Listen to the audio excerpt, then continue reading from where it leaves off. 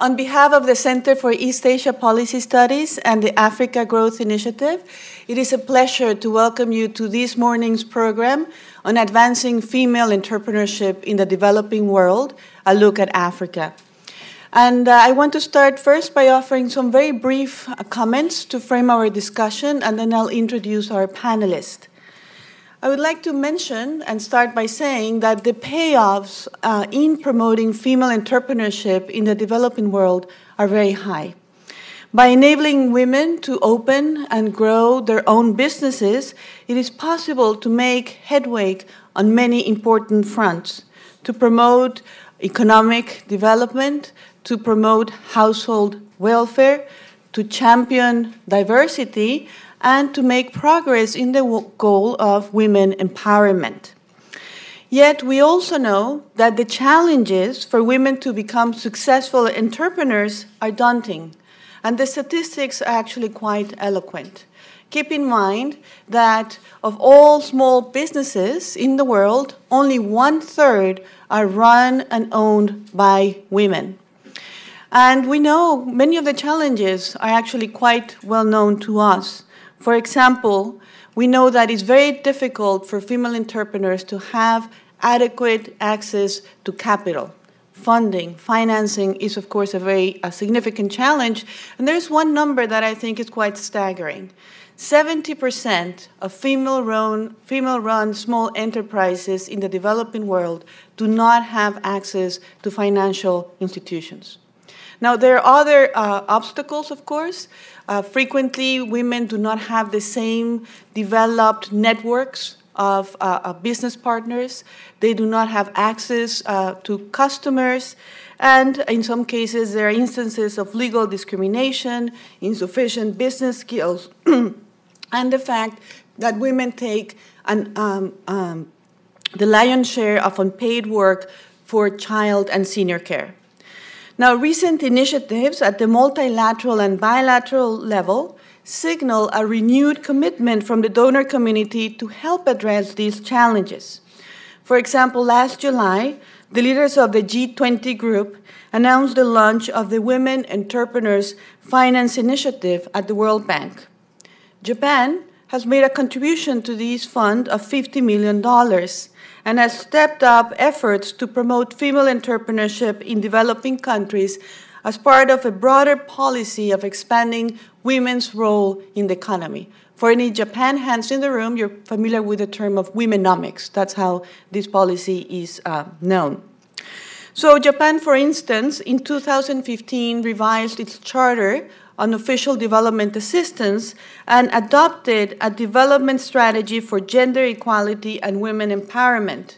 And in February of this year, JICA offered the first two-step loan to an African country, in this case Ethiopia, with the specific purpose of financing women entrepreneurs. But Japan, of course, faces its own challenges in promoting female entrepreneurs. There has been significant progress in the area of increasing female labor force participation. For example, a Brookings report just issued last month noted that the rate of female labor participation in Japan grew from 66% in 2000 to 76% today. This is actually a higher level than in the United States. But in many other areas, Japan's still lagging. In fact, keep in mind that if you look at the World Economic Fund gender gap report, Japan ranks 114 out of 144. And there are areas, of course, where Japan faces difficulty in promoting, for example, women to positions of seniority, securing equal pay for equal work, and, of course, enhancing female entrepreneurship. So I bring these points to your attention because it's important that we're going to talk today about the situation in Africa, but really talking about a broader universal issue when we think about how to promote female entrepreneurship. And I find it very interesting that even as donor countries are trying to intensify their outreach and promote initiatives in the developing world, they also face their own challenges at home. So really dealing with a very important issue today. To help us better understand the opportunities and challenges, let me introduce the panelists. I'm going to start with my colleague, Jerusalem Siva, who is co-organizer for today's event and is a research fellow with the Africa Growth Initiative in the Global Economy and Development Program, and she will offer remarks on her research on empowering female entrepreneurs in Africa. Next, we have Regina Honu, who is the CEO of Soronko Solutions and has recently opened Soronko Academy, the first coding and human-centered design school for children and young adults. Ms. Honu has received numerous awards and recognition for her pioneering work. Let me just mention that she received the Startup Entrepreneur of the Year Award in 2016 in the Ghana Startup Awards, and that CNN has featured her as one of the 12 inspirational women who rock STEM, science, technology, engineering, and mathematics. And today she will talk about her own experiences as an entrepreneur and her vision and plans for empowering women in the field of tech. Next comes Francesco Strove, who is a senior financial sector economist with the Finance and Markets Global Practice of the World Bank. And as part of his responsibilities, he oversees projects such as the Ethiopia Women Entrepreneurship Development Project. This morning, he will offer remarks on the World Bank's initiatives to promote female entrepreneurship. And Aya Yamaguchi is Senior Advisor on Gender and Development with the Japan International Cooperation Agency, and previously was Deputy Director for International Affairs in the Gender Equality Bureau. I should note that JICA provides both intellectual and financial support to our Global Economy and Development Program, particularly for work on sustainable development goals, and that the Embassy of Japan provided support for today's event. I would like to reiterate Brookings' commitment to independence and underscore that the views expressed this morning are those of the speakers. Thank you very much. So, Jerusalem, if you can please get us started. Thank you.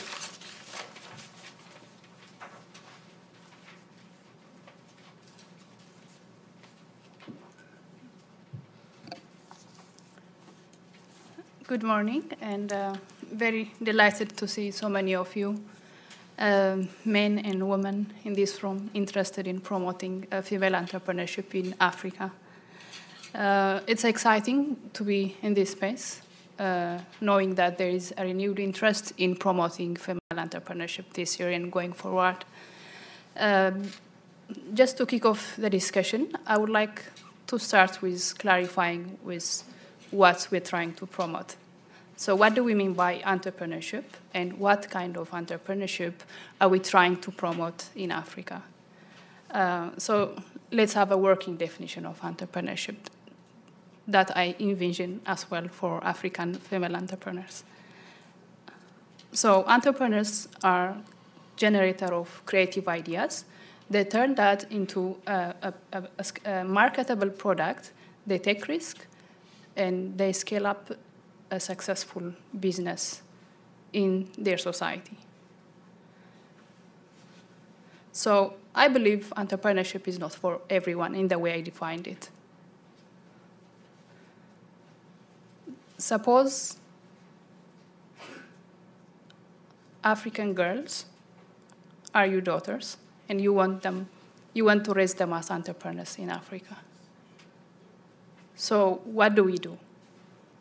We don't even know as young girls whether they want to be entrepreneurs or not. So the safest investment would be to invest in their skills early on.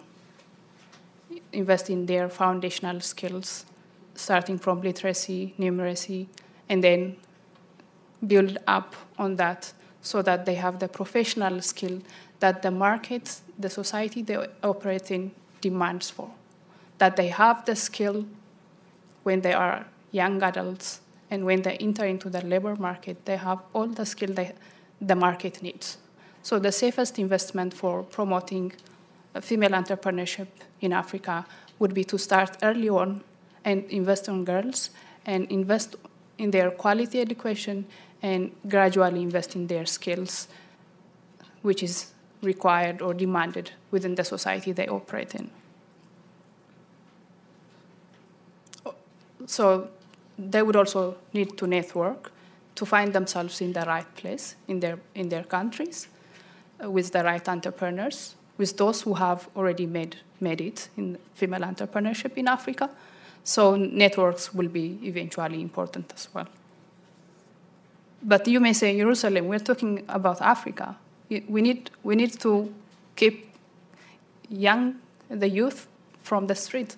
There's there's high unemployment in Africa. So you need to think about the short term as much as you think about the long-term strategy of advancing female entrepreneurship in Africa. So I started by claiming that entrepreneurship is not for everyone. So not all unemployed or not all Africa's youth will be entrepreneurs in Africa. So the best game would be to create a productive employment for them, so that only those who have the ability, the competitive edge, and the skill to be an entrepreneur will be entrepreneurs. And then those who are not will be employed in a decent work, in a formal work, within an economy, a thriving economy.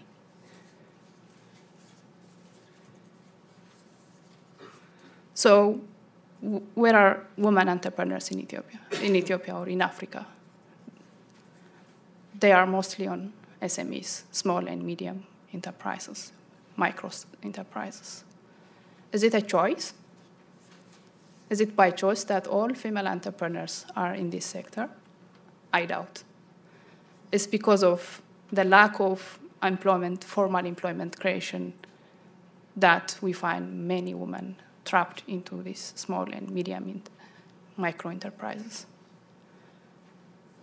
So for some, it's a survival strategy. For some, it may be the beginning of a thriving business which needs to scale up eventually. So very early on, with this renewed interest and increased resource on promoting female entrepreneurship, we need to be clear on what we're trying to address. Is it promoting the entrepreneurship, the real entrepreneurship, the way I defined it? What are we envisioning? Or are we trying to help this big chunk of population trapped into small and medium enterprises?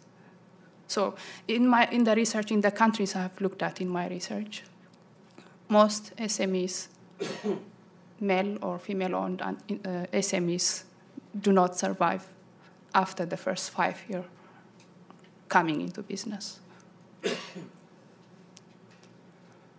So ideally, you would want to have a large firm, large business owned by our entrepreneurs. But unfortunately, we're not there.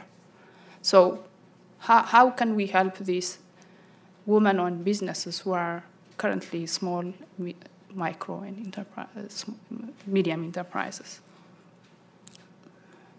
Miriam talked about access to finance. Yes, it's important, not just in Africa, in anywhere for entrepreneurs. Access to capital is key. So without this access to capital or markets, ideas are just ideas. We cannot scale them unless we find this help, or unless we have a market which help us to generate the additional finance we need to scale up our business. Network is also important, notably on networking and finding a more dependable market for the products of entrepreneurs. But for me, a female entrepreneur is a hustler, especially in a male-dominated industry.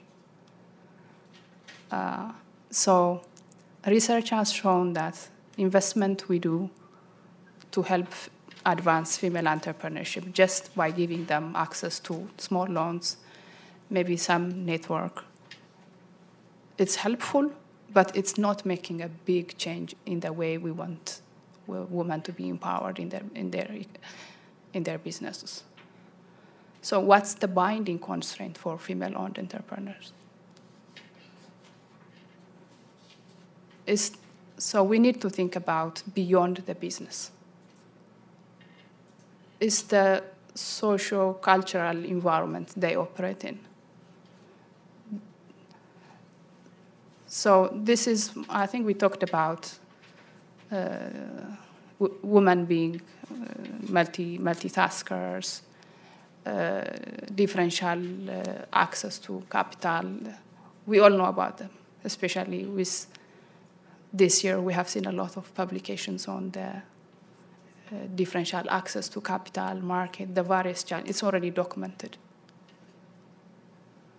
But how can we address the very constraining factor that the environment they operate in?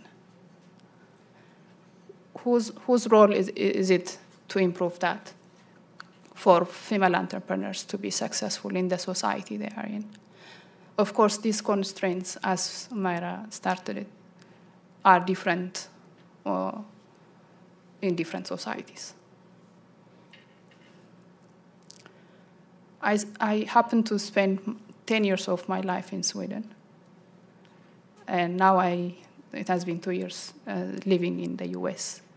I know society and the way female entrepreneurs are operating within the society is different in different culture, in different society. It's also different in Africa, right? So I would like us to think, what's the role of the woman as an entrepreneur, as an individual,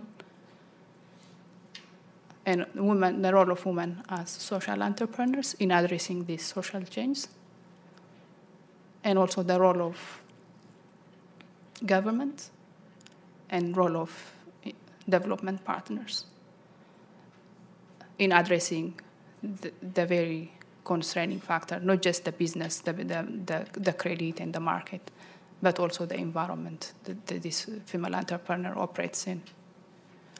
I don't have all the answer for these questions. In fact, this is one of our research agenda going forward at the Africa Growth Initiative. But luckily, we do have panelists from all spectrum of stakeholders. Hopefully, they will enlighten us in answering these questions and defining roles, and also in showing us the best practices so far in advancing women entrepreneurship in Africa. Thank you for listening to me.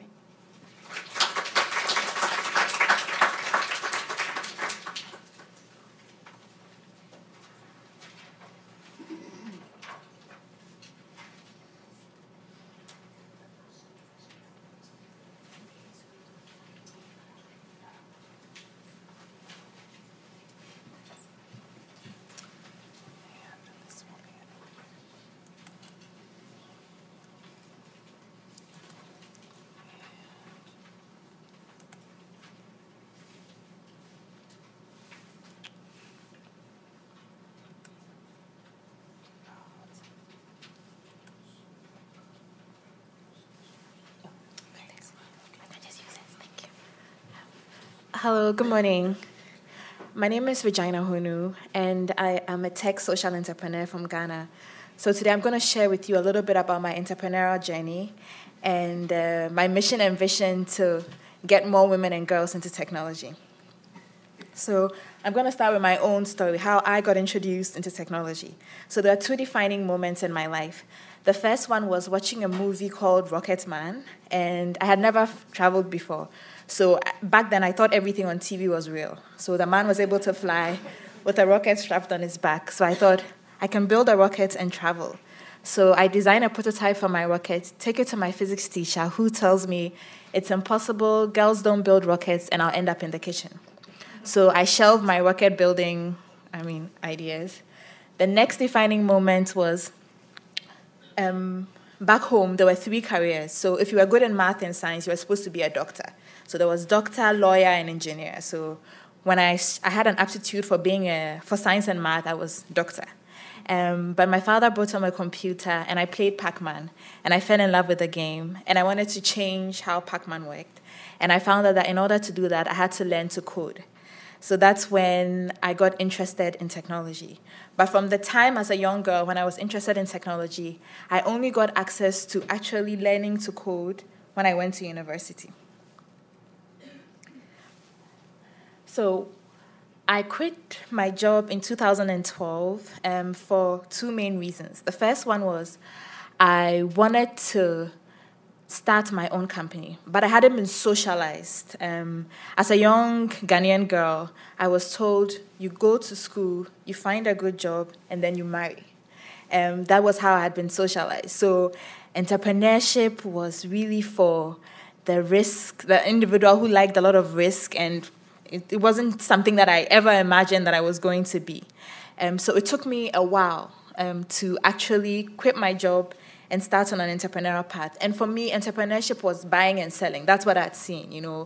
Most of the women that were in any type of entrepreneurial venture were doing trading. So my first challenge was access to capital. The banks weren't going to give me money to start. What I wanted to do were two things. First, I wanted to build software for small and medium-scale enterprises because I saw that they were the bulk of the market, but most technology companies were focusing on the big organizations. And the second thing is I wanted to change the way science and technology was taught in Ghana. So in Ghana, educational system is based on rote memorization. You just need to memorize information to pass exams. You don't need to understand. So it doesn't promote critical thinking and problem solving. So if somebody tells you osmosis is the flow of water from an upward motion to a downward motion, nobody knows what that means. When exams come, you just write that down. So I could, draw a very advanced electrical circuit on paper, but I couldn't connect two wires to light a bulb. So I really wanted to change that, but I didn't want to go on the NGO path because I'd seen a lot of NGOs that when they run out of donor funding, the project stops. So I wanted to be able to generate my own income. So my plan was to start a for-profit business and then use proceeds from the for-profit business to run my non-for-profit venture. And that's exactly what I did. My other challenge when I was starting was lack of business skills. I didn't know anything about keeping books, about how to run a business, where to start. All I knew how to do was to write code. The other challenge was no mentorship. So I didn't have access to a lot of female role models who could have guided me and passed all the potholes that I fell in, and who could have encouraged me. Poor negotiation skills. Now, this was very difficult for me in the beginning because I think as part of our socialization, also in Ghana, women especially are socialized to be likable. So you say what is expected of you, not really what you think.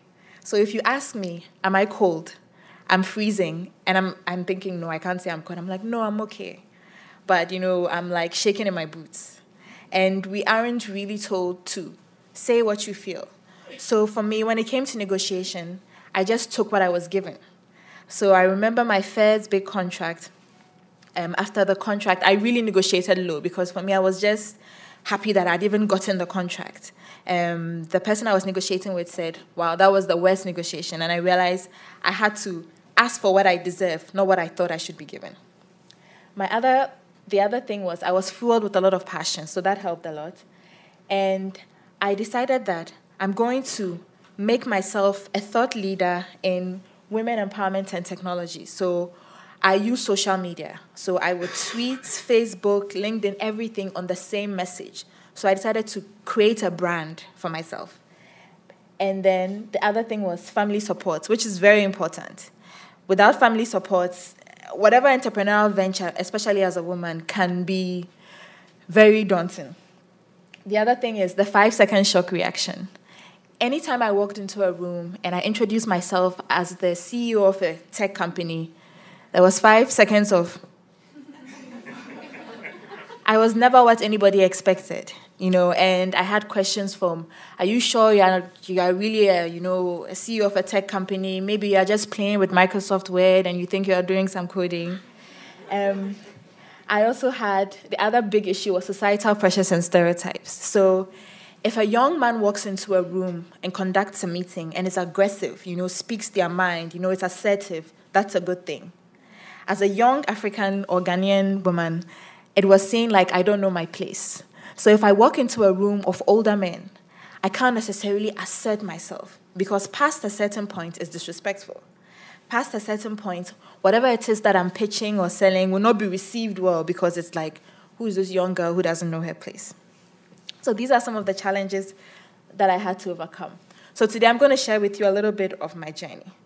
So like I said, I started off working at different companies, and then I piloted in rural communities. So the first one was I had developed all these different softwares, and I would use 80% of my profits to run these non-for-profit projects. So I went into rural communities, and I was teaching children how to use science and technology in a very interesting way. But in all of the sessions, the boys would come and use the laptops, the girls wouldn't participate. And in one session, a boy and a girl come to the laptop. The girl goes for the laptop. The boy says, "This is not for girls." And the girl says, "But I am a girl," referring to me. So that was my aha moment. I realized that to get more women and girls into technology, they had to see other women who were in technology. So I started this movement called Tech Needs Girls in 2013.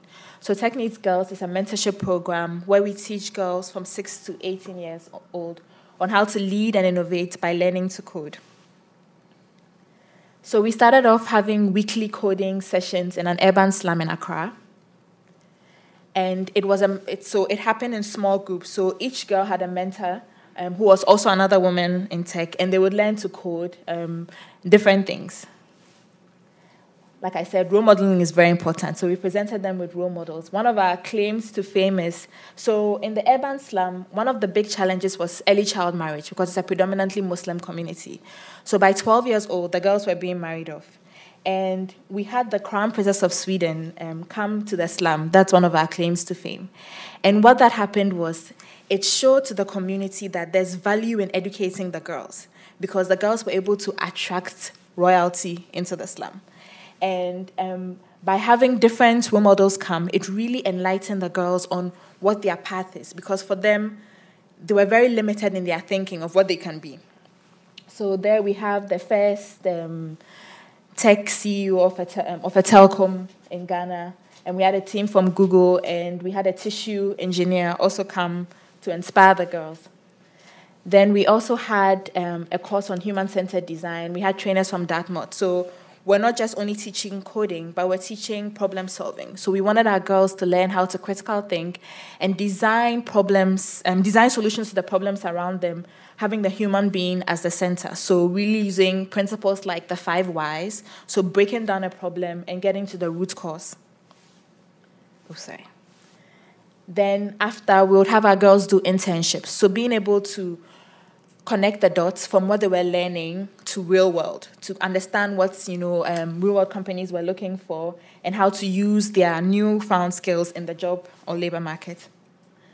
We would have very large outreach because for most young girls, when you say software developer or any option in tech, they have no idea what that is. It's not even an option for them. So we had to do a lot of outreach to reach out to a lot of girls, to do training, and to get them to see technology as a viable option for them.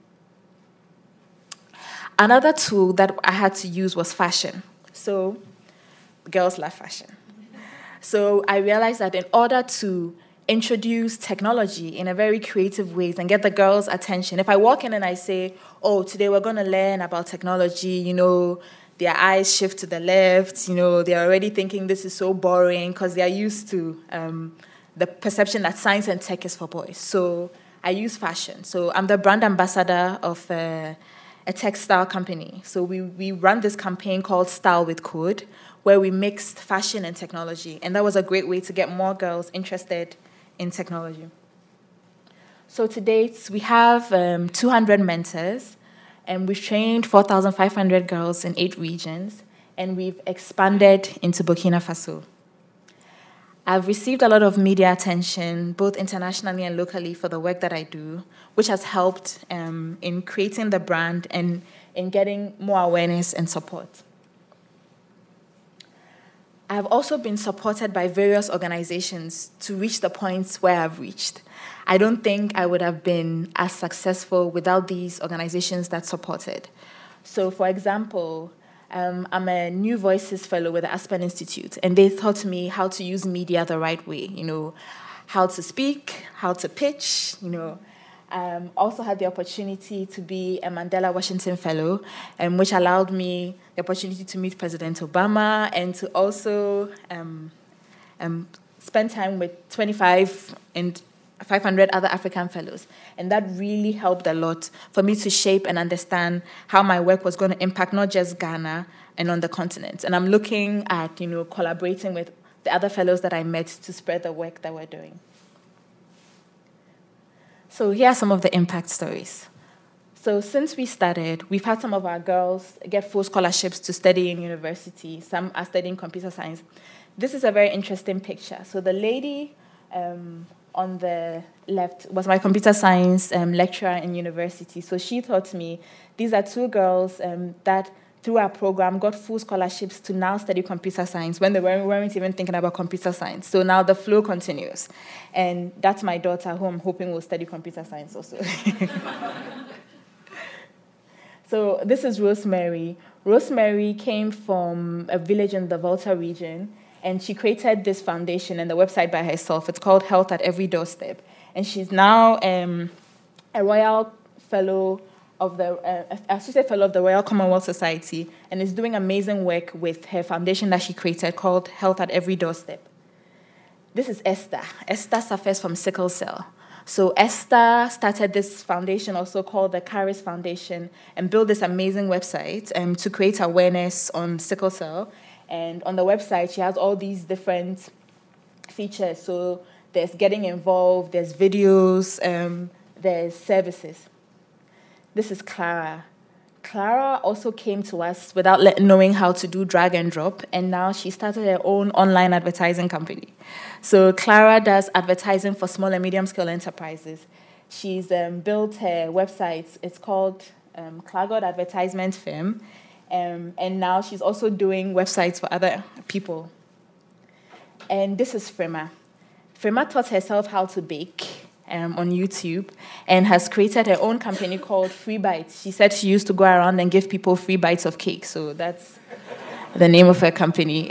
And she created the website also herself and is, selling and making a lot of cakes.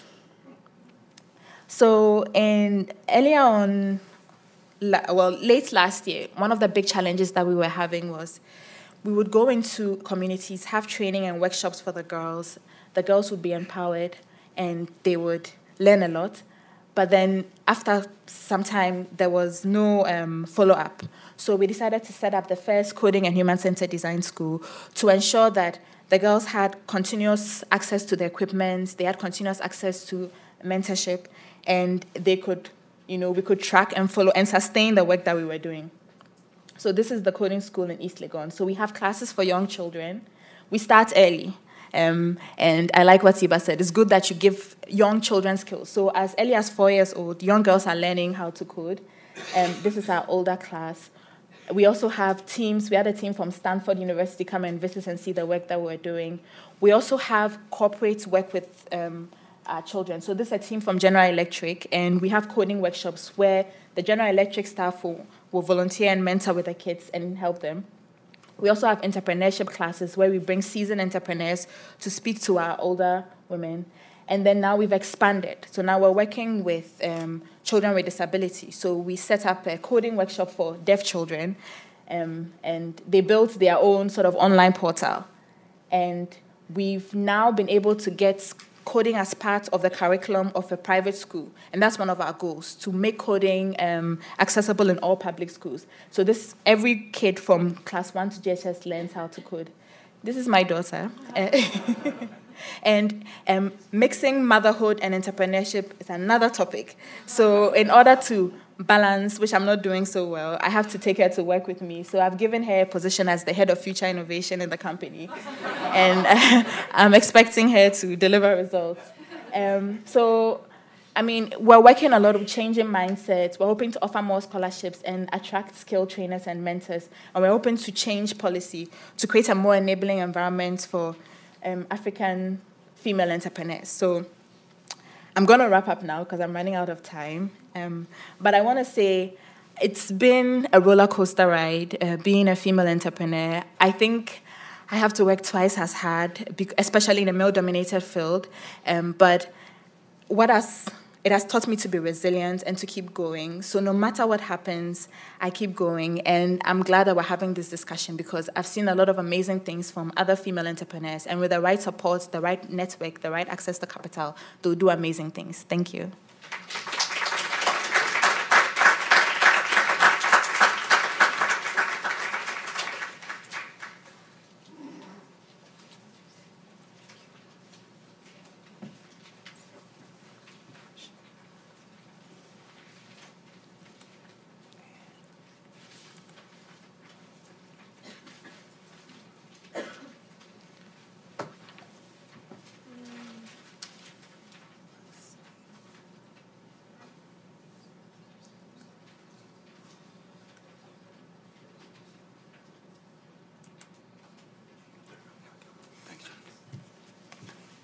So good morning, everyone. I'm delighted to be here. Thanks again on behalf of the World Bank Group for inviting us. Difficult to speak after such an inspirational presentation like the one of Regina, so I will try my best. So today I would like to present you the case of financing women entrepreneurs in Ethiopia. Fascinating country in the Horn of Africa, one of the fastest growing economies in the developing world with 10% a year over the past 10 years. When it comes to access to finance,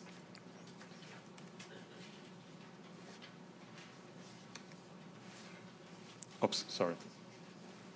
That's the situation we face, right? So by far, access to finance for enterprises is the largest obstacles for firms in Ethiopia. That's for all firms, male and female owned. Now, when it comes to female-owned enterprises, women entrepreneurs in Ethiopia are lagging far behind compared to men. They're part of what we call the missing middle. So their financing needs are too high for microfinance institutions, too low for commercial banks. So they fall into that trap of, indeed, what we call the missing middle. So growth-oriented women-owned enterprises are starved for the investment that they need. So here comes the Women Entrepreneurship Development Project that we started 4 years ago now in Ethiopia. The picture you see here is a picture of Mary Harriet, a 26 years old woman entrepreneur, which is part of the program. She started a very successful business as an electrician. She won a big bid for a big condominium development project in the outskirts of Addis Ababa.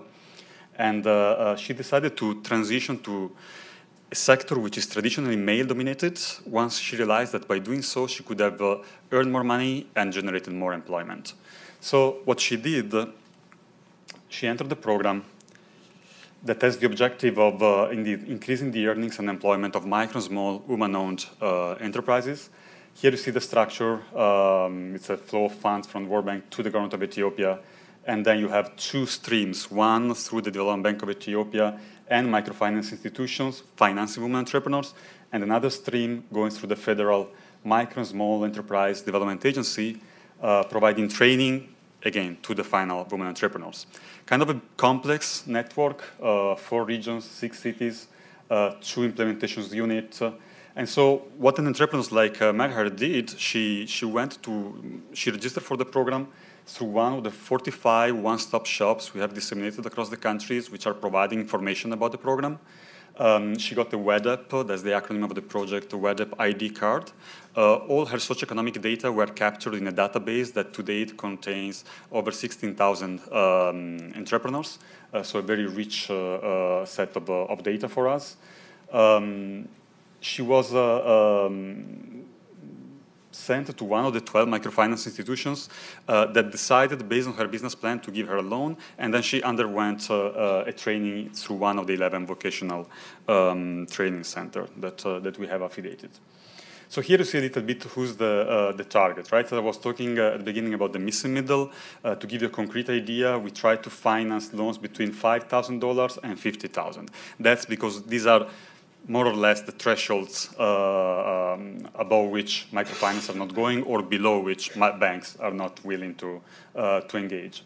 And here you see what is the average profile of the average WEDEP client. Secondary education, on average 34 years old. The loan that they are accessing right now is about $12,000, 2 to 3 employees, and mainly in the trade or service sector. And here are some of the results of WEDEP so far. So over 7,000 loans disbursed. 66% of the clients are new borrowers. So here's a bit of the additionality of the program, right? Before this program, MFIs were not really engaging. Clients were not really willing to approach. So now we have 60% of them are first-time borrowers. Over 11,000 clients have been trained. 29% of the funds has been disbursed from MFI. So that's a good data for me because this project had a problem, meaning it has been disbursing too fast, which is a problem to have. It's a good one, but it's a problem, right? Because the initial funding from the World Bank was disbursed in 18 months rather than 5 years as it was originally planned, just to confirm how strong the demand was. So what happened in the transition phase, and I say transition because now we got finally funds from Japan indeed and Italy. So in the transition phase, MFIs decided to start their own funds for this project. And to me, that was the confirmation that they saw the value of the project. They decided to put their own funds at risk, and it's a confirmation that of the sustainability of the approach. And the portfolio quality is excellent, so we have less than 3%. As I was saying, so WEDEP is now getting loans to previously underserved borrowers. You can see the increase in the average loan size. We started from 27,000 birr, which is like $1,500, and now we are at $12,000 as average loan size, because precisely the idea was to push microfinance institutions up market, taking them out of the traditional comfort zone of group lending and help them to serve on an individual basis women entrepreneurs that had higher financing needs. And here is another crucial result. So the main obstacle, I would say, for women entrepreneurs in Ethiopia, but not just in Ethiopia, is collateral, right? Because they don't have, they don't own the assets. Assets are not owned in their names, most of the cases. So when financial institutions in general are asking for real-based assets, women entrepreneurs have an issue in providing the necessary collateral. What we did here was to provide a very substantial technical assistance package to the microfinance institutions and teach them how to lend with a lower collateral requirement. And here you can see the decrease before and after, and today in the project, of the amount of collateral which is being requested. So it's a change in the mindset of MFIs. Some of the key results, as I was saying, the objective of the project is to increase earnings and employment. So in terms of earnings, for those who received the loan, there is an increase of 78% in yearly profits. The same for those who receive the training, there is an increase of almost 30%. And when it comes to number of employees, we have, again, another increase for those who receive the loan, about 68%, and 48% for those who receive the training. This is crucial because all this project is part of a job creation agenda of the government of Ethiopia. So, it was important to show that there is an impact by supporting female entrepreneurs. You have a concrete impact when it comes to employment, specifically in that case. But then, so what I present so far is the more traditional part, right?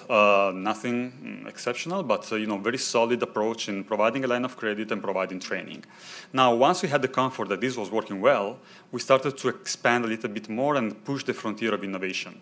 And so what we did, we introduced a couple of interventions that we are testing now in a pilot mode with a couple of MFIs in a specific region of Ethiopia. And so far they're working well, so the intention is to, once we confirm the data, to expand them in the mainstream of the project. The first one is psychometric testing. So what we do, we have been partnering with EFL, which is a technology service provider, which is a spin-off of the Harvard Business School, who specialized in this psychometric testing technology. And very easily, a woman entrepreneur goes to an MFI, they get a tablet, they have a test which is measuring their attitude to repaying a loan, but it's very, so it's a set of questions which are really measuring the way they see life in general, not just business related.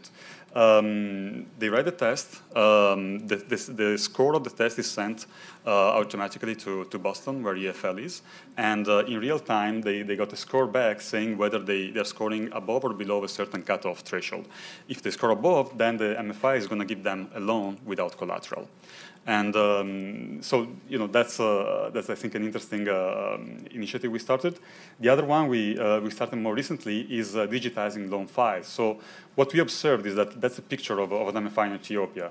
Lots of wealth and rich data on paper files, on credit applications over the years. Once they get a client, they fill an application, they store it there, and they forget about it.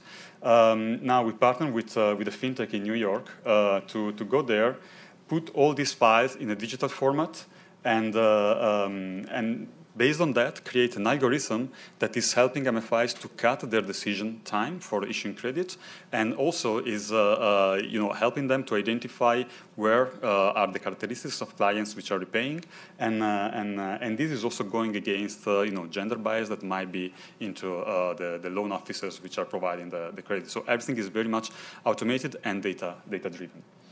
Last point is, given the complexity of this project, I mean, in terms of network and stakeholders involved, in order to manage it, what we needed was to have a constant overview of how things were developing.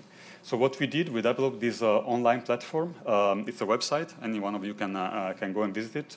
That gives in real time the data on loans, trainings, and it generates all sorts of reports you might need in terms of sectors, profile, age of the clients. So what are the lessons learned from this experience? First of all, identify and serving an untapped market segment. This can be a profitable and growth-oriented market.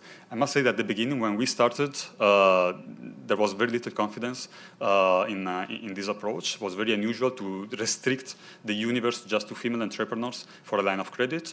I think that today we proved that we were right.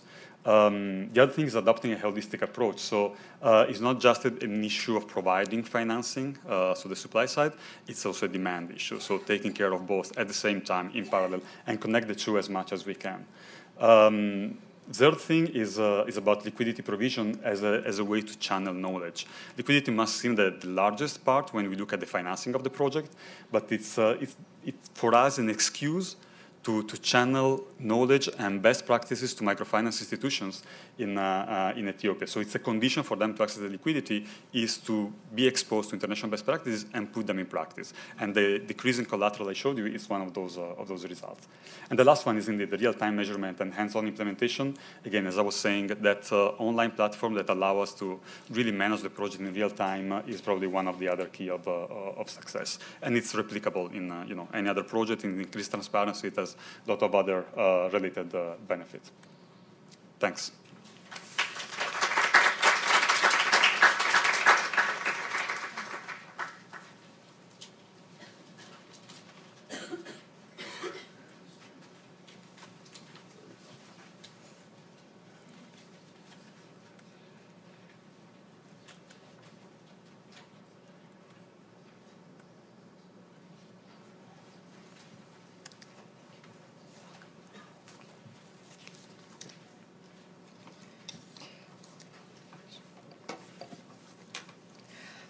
Thank you very much for inviting me and giving me an opportunity to introduce some JICA's efforts to support female entrepreneurship in Africa.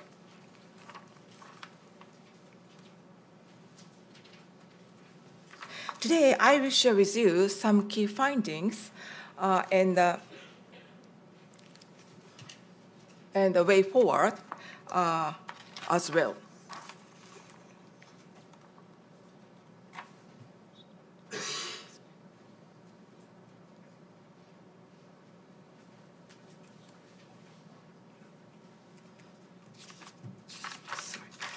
Before going into details, I'd like to introduce briefly JICA's overall framework within which we promote gender equality and women's empowerment in pursuit of social justice and sustainable development. As you see, women's economic empowerment is one of our 5 pillars of our gender strategies to advance women's participation and leadership. In particular, we promote livelihood, employment, entrepreneurship, and business development and microfinance for women's economic empowerment in Asia, Africa, Middle East, and Latin American countries. Today,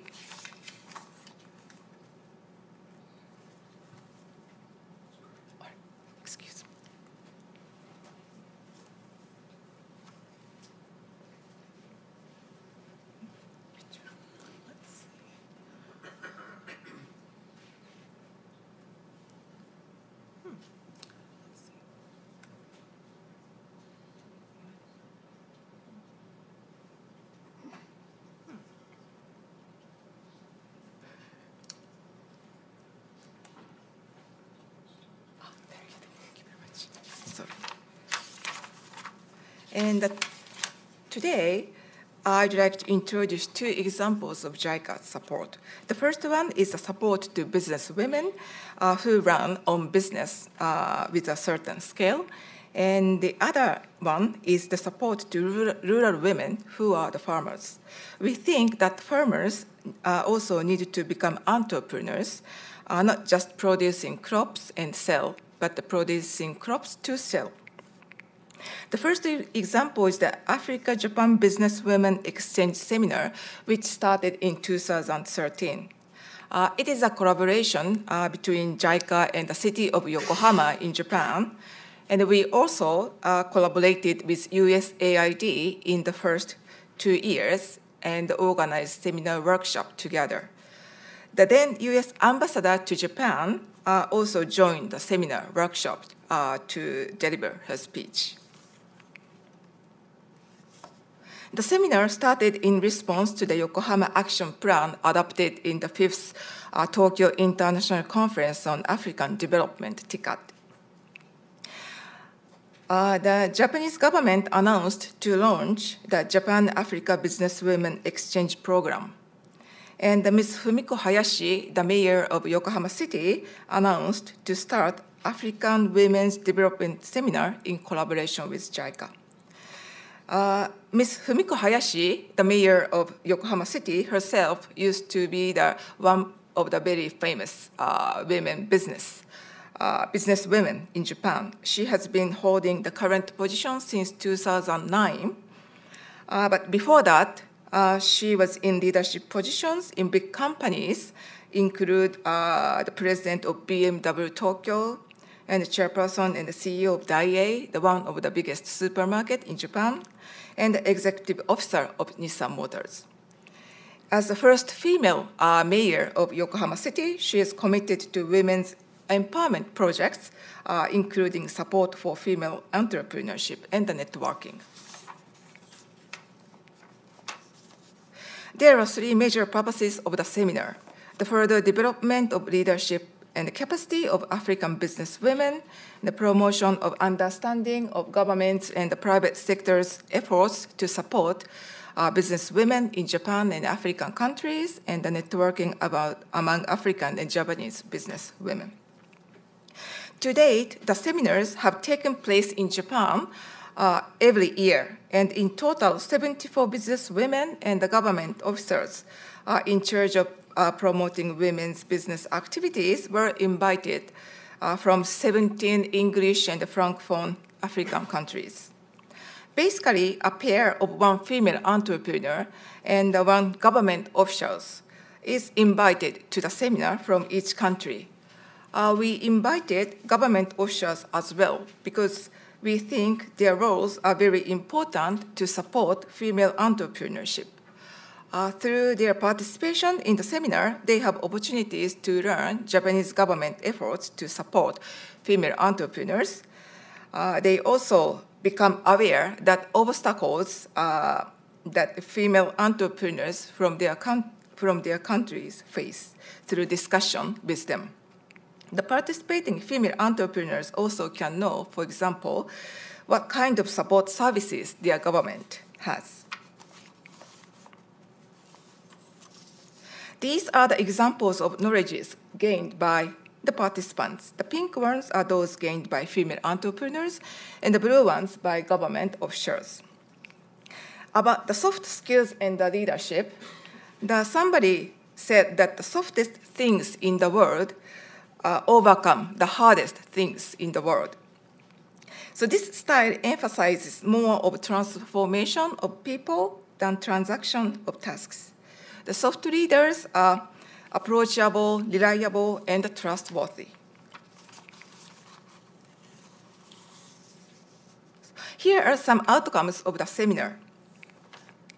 So the second lady, she's a female entrepreneur from South Africa.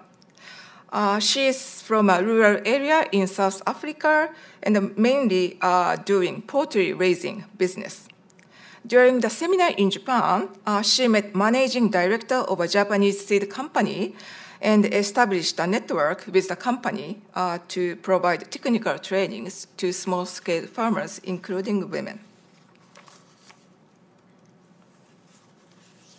And these are some examples of the outcomes of the seminar from the government side. The government officers from Nigeria, they gained knowledge through the seminar, include establishment of an incubation center for new female entrepreneurs, inspired with the experience of the Yokohama City, and enhancement of networking among female entrepreneurs to facilitate exchange the ideas. So next, JICA's support to rural women. This slide explains just some of the JICA's technical cooperation projects for economic empowerment of rural women in Africa through livelihood improvement.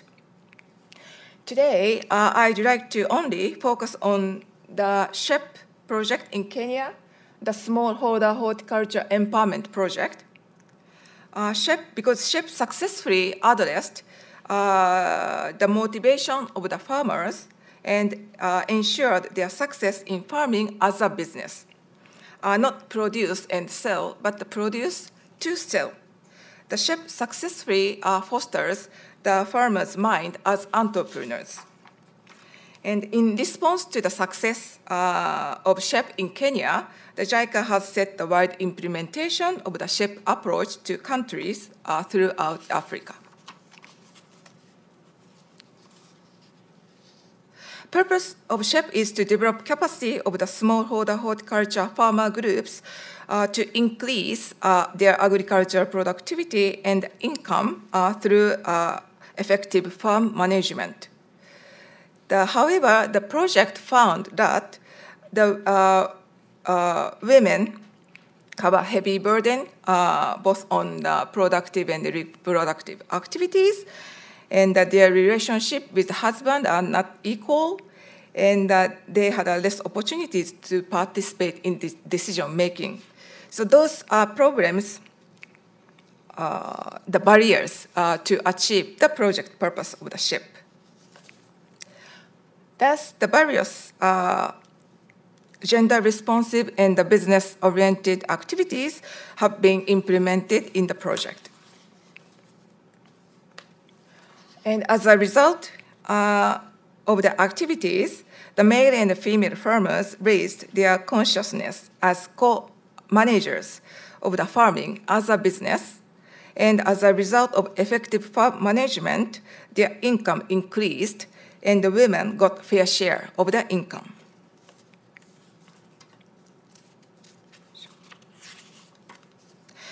Today, I rushed to introduce just the two examples of JICA's support in Africa, but considering all other JICA's support together, I can say that these are some key findings.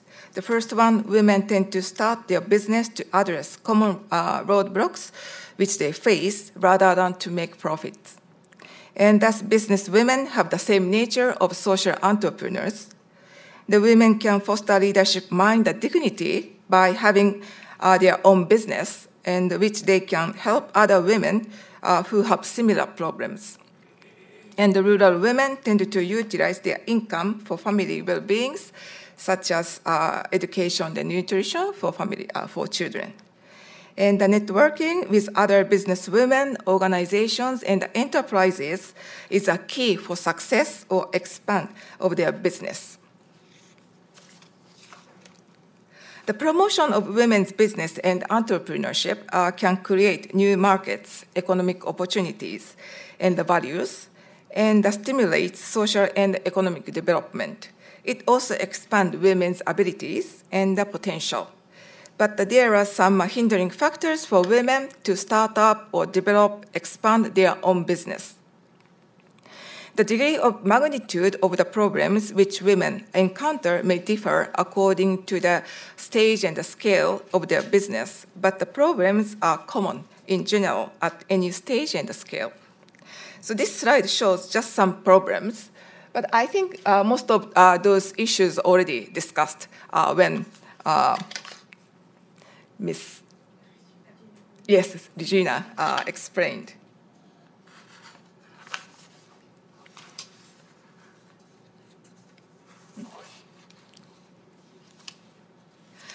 And as countermeasures against those problems in the previous slide, I just introduced some examples. This is what explained by Francesco from the World Bank. And JICA made a loan agreement in February 2017, and we also cooperate the efforts of the World Bank and the government of Ethiopia. And next one, this is the EFSAS, Female Startup Support Yokohama. The EFSAS Yokohama is one of the destinations of the Africa-Japan Business Women Exchange Seminar. They provide the services like this, offering shared office meeting spaces, providing business advices and the business diagnostic, and facilitating networking through seminars, events, and providing mentoring service. The EFSAS Yokohama inspired one of the government official participants in the seminar from Nigeria to establish an incubation center for new female entrepreneurs.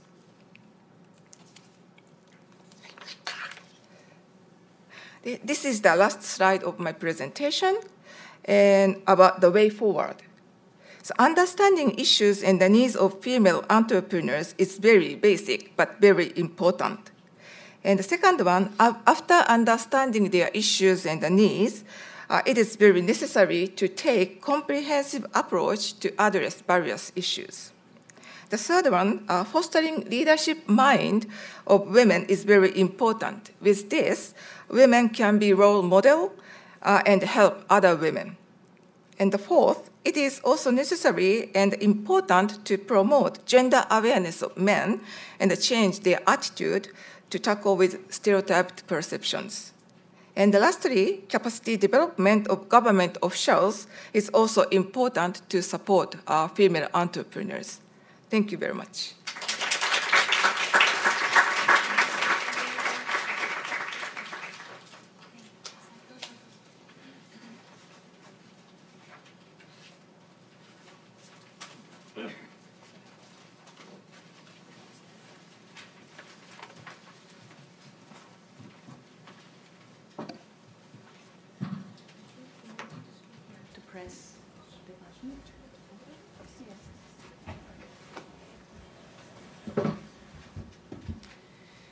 Thank you so much. So we've had, very rich set of presentations. I myself have learned so much from our speakers, and I have a lot of questions, but I'm going to hold off and let the audience pose their questions because we only have 15 or 20 minutes left, and I want to make sure that all of you have a chance to interact with our speakers.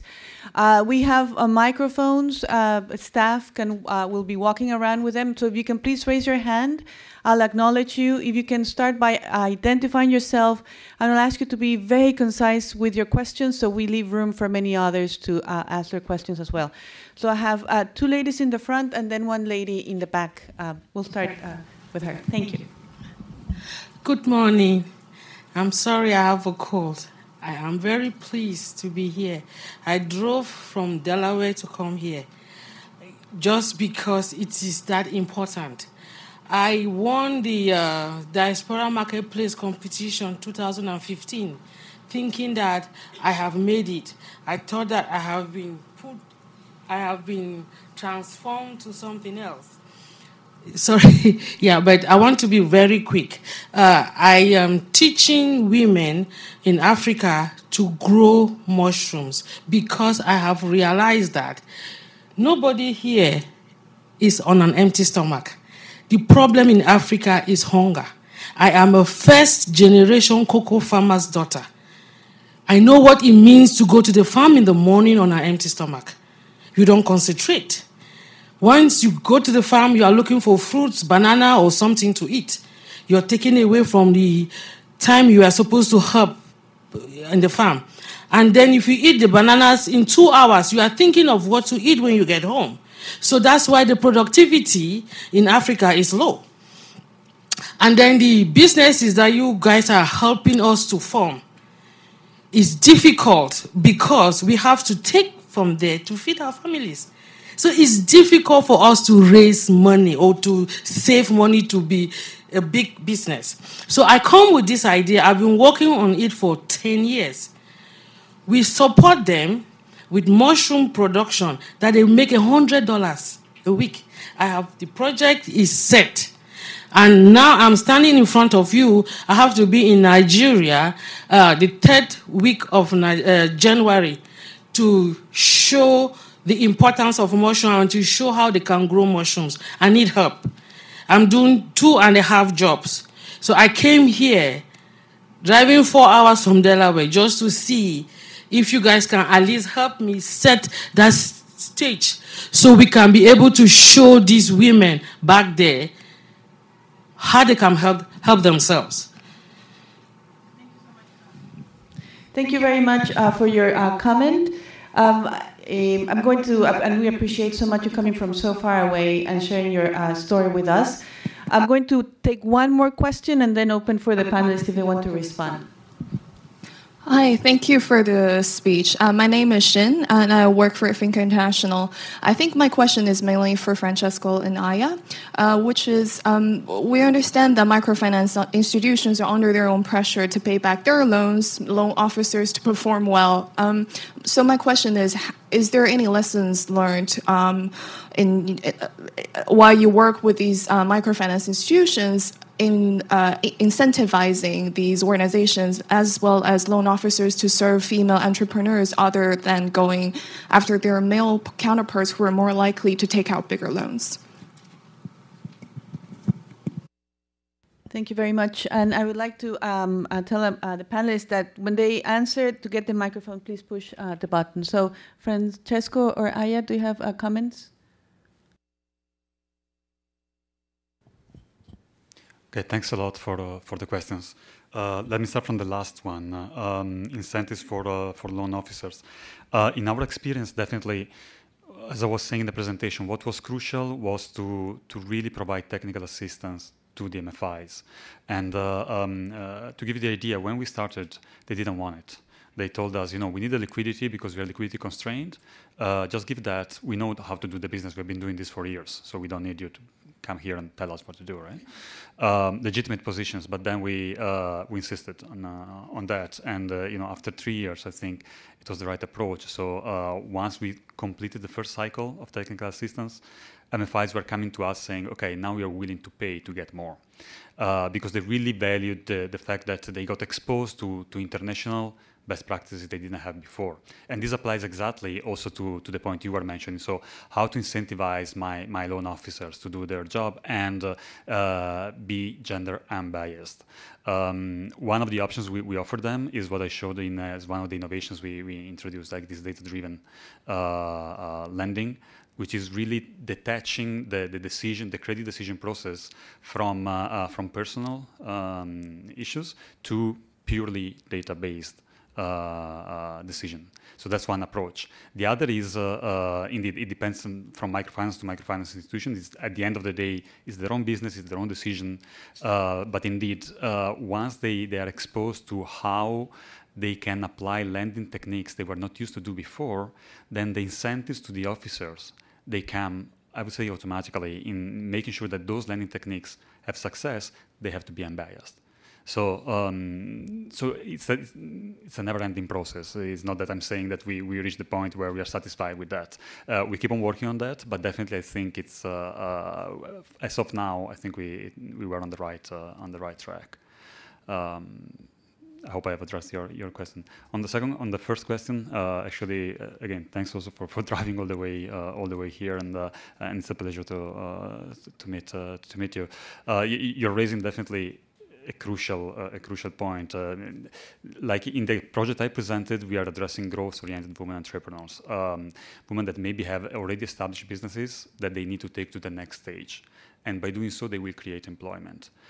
This doesn't mean that the other category of those who don't have a business at the beginning or are starving, and this is simply just a different target. So there are different approaches for different targets. So I think it's a long discussion. We're probably not going to have it now, but definitely segmenting the needs and then adjusting the approaches to that is the way to go. Thank you. Thank you. Other comments from the panelists? Or should I go? I can maybe add on the productivity of farmers. I think you raised a very important point that we have to feed farmers, or they have to feed themselves first before they are being productive. In fact, we just concluded a food security project here, looking at the challenge of 6 African countries. And it is true that agriculture needs to be nutrition sensitive, that we need to think of what we produce and what we consume, in addition to thinking what we sell. So it's clearly it's a big agenda that you raised. Thank you very much. So the lady in the back that's wearing red, and then we'll come to this. We have 2 gentlemen here. Thank you. I have a question for Francesco on the psychometrics that were used as part of your project. Have you had a lot of experience using those as indicators of good, strong potential business women? And did you find that they're more or less appropriate for different educational levels, or are they useful across the board? Thank you.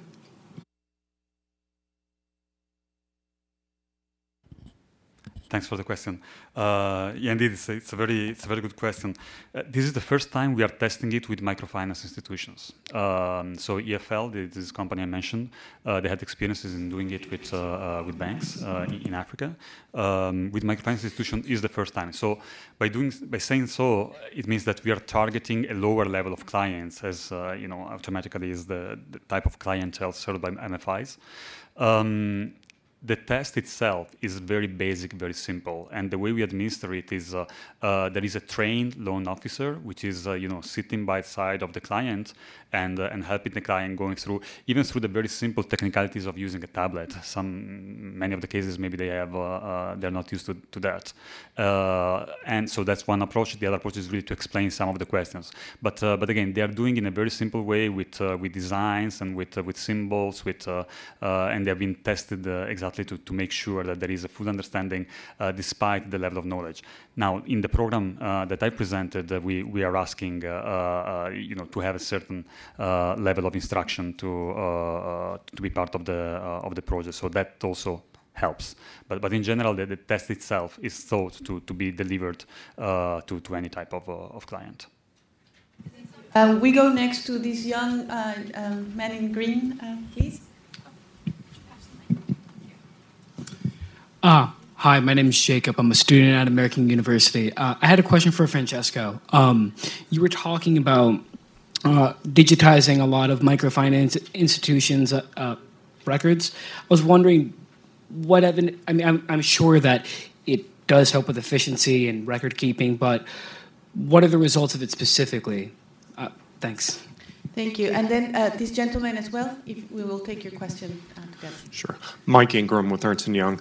I'm interested in the question of when thinking about the gender finance gap, how much of that do we think or maybe do we know is driven by bias in the lending process versus differential factors that are gender specific that disadvantage women before they approach the bank to begin with? Okay, Francesco, you want us to get started, and then if other panelists have comments, please. Thank you. Yeah, two other excellent questions. On the first one, is too early to say. We started this pilot less than a year ago, so we are still in the phase of administering. You can imagine, to digitize all the papers you've seen in the picture there is taking a lot of time. But we are getting there, and actually, this week we got the information from the fintech companies that there are more MFI. We started with one MFI, and then there are more MFIs asking for that. So they will, happy to keep you posted on the result as we go. The idea, as I was saying, is really put them in digital format and have an algorithm applied to that will help to read what the data are saying. So we'll keep a track of the results, but I'm positive on that. On the other question, yeah, not easy to answer. Definitely, there is a bias component, no doubt. And as I was answering to the first question, we are working on that. There are plenty of other variables which are also at play. As I was mentioning, when we talk about collateral, and so it goes to the ownership regime of one country, how they define ownership, how they allow for ownership for goods to be registered in the country. One of the things we are doing in Ethiopia right now through another project is to establish a collateral registry. And for doing that, we have a secure transaction regime put in place for the regulatory framework, because this will allow for movable assets to be registered and hopefully be registered in the name of the woman as well. And this will kind of unleash a certain amount of access to finance. But I'm with you. So it's reducing it just to a gender bias of loan officer would be too narrow, and it's definitely a much more complex issue. Thank you very much, Francesco. So the finance angle is certainly critical.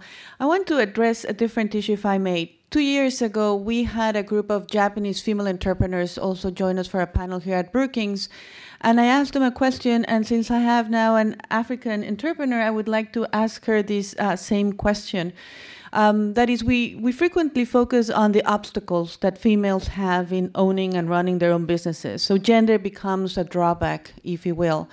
But what I asked those entrepreneurs, and Regina, I would like to ask you today, is in which ways was being a woman an asset to you in identifying market opportunities, in accessing communities that perhaps male entrepreneurs would not have been able to reach? How should we think about the opportunity elements of being women when we think about running and launching new enterprises? So in my case, being female allowed me to approach things from a different perspective. So even in my messaging, it's more creative, more targeted towards the market. When we were setting up the academy, it was really about how do you explain what technology and coding is, how do you explain that parents are going to pay for it and all of that. So we had to come up with a very creative way of doing that. And also, I think my gender, well, now I'm using it as an advantage in a male-dominated field. So being an outlier makes me stand out, So what I'm doing now is I'm making action speak. So instead of doing a lot of talk, I'm showing results. And with mentees that are going out in the workspace, like creating all these things, it's showing them that it can be done. So I think from the gender perspective, we understand one of the big markets, because there are lots of females that consume technology. So we're understanding how to create for that big market, and we're understanding how to position our mentees to be able to serve that market. Yeah. Thank you so much. So I'll take two more questions from the, I have so many hands. Three, but super concise. This gentleman, that gentleman, and then that lady standing in the back. Please, super short questions so we can take in as many as we can fit. Hi, I'm Chris Connell. I write for a State Department publication called Share America. Ms. Honu, you said you started with a for-profit, and then that funded your projects. Do you still have this for-profit? What's its scope of work and size? Thank you very much. And then we have this gentleman as well. Can we pass the microphone to him? And then to the lady, we'll take those three questions, see how much time we have left after that. Hi, Regina. This is for you as well. My name is Kent Ford. I'm with Creative Associates. Very inspiring story. I love it. I'm a mentor of entrepreneurs and students around the world, and currently a mentor with the Tony Elumelu Foundation. I don't know if you're familiar with that foundation. Don't know if you were an entrepreneur with that foundation, but I'd like to know, what was the one or two sparks that actually helped you get to the point where you are today? Was it financing? Was it an idea, or was it a number of other different aspects? Thank you. Thank you very much. And then the lady, thank you. Hi, I'm Aquila Ledbetter with AfriSource Innovation Center, and we're based in Namibia. And my question is for Regina and Siba. What successful collaborations have you seen in terms of building businesses within the country of Africa, like helping, like how you going to Burkina Faso now? How other companies, have they been able to jump on board and kind of network with you and replicate how successful that is? And the last question is about the prototyping of the rocket. Have you thought of putting a maker space in your space? And if so, what challenges do you have for like 3D printers, laser cutters, and all that jazz?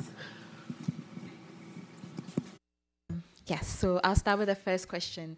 So my for-profit still runs, not as efficient as the non-for-profit, because what happened was running both was very difficult.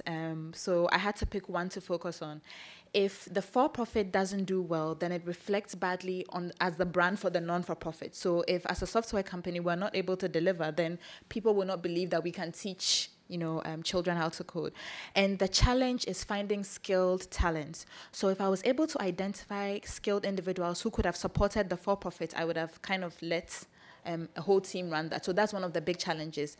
There are not a lot of developers that know different languages. So we were getting a lot of market demand for different programming languages, but then the skill level gets stuck at a certain point. So that applies in the for-profit and even in the non-for-profit to find trainers. So that's really what I'm trying to sort of get more people up to a particular skill. So I run the for-profit, but very low-key. The second question, I think I need, so it was about the sparks. I think personally, every day when I wake up, I'm afraid because anything can happen.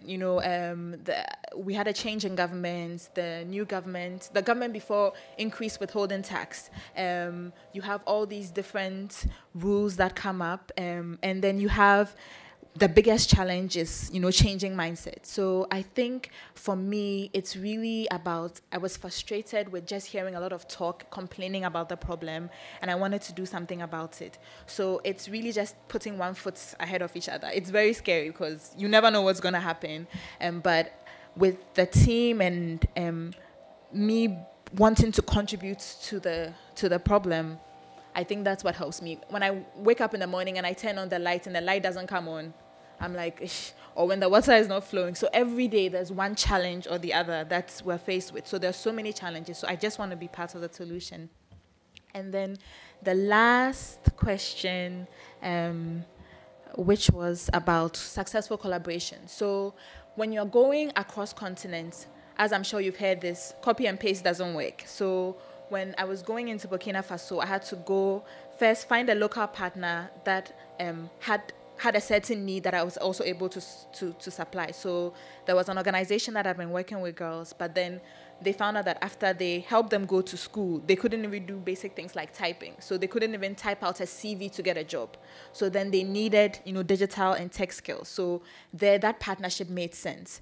And I went into Burkina Faso, understood, because Burkina Faso is a Francophone speaking country. English and French-speaking West Africa are so different.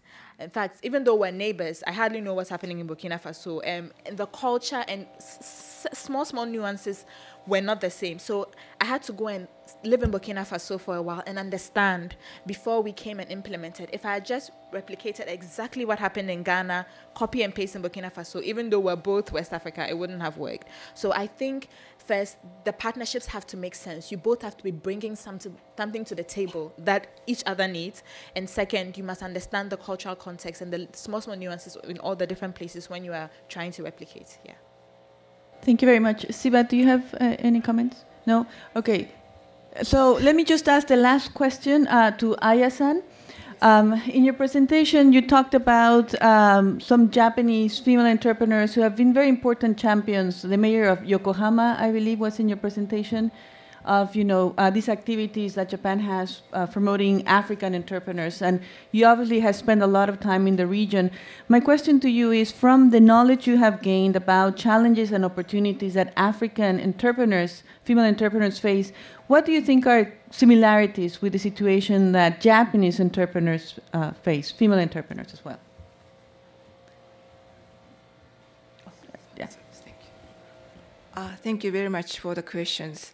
Yeah, I think in the panel, I think somebody mentioned that basically the problems which the female entrepreneurs have universe. Maybe the female entrepreneurs have the similar problems in all over the world. So I think maybe the Japanese business women also have similar problems with African business women. But I think from my personal opinion, the stereotyped perceptions would be stronger in Japan than in Africa. This is my personal opinion. Thank you very much. Well, thank you so much. It has been a terrific discussion. Please join me in thanking our panelists for their presentation.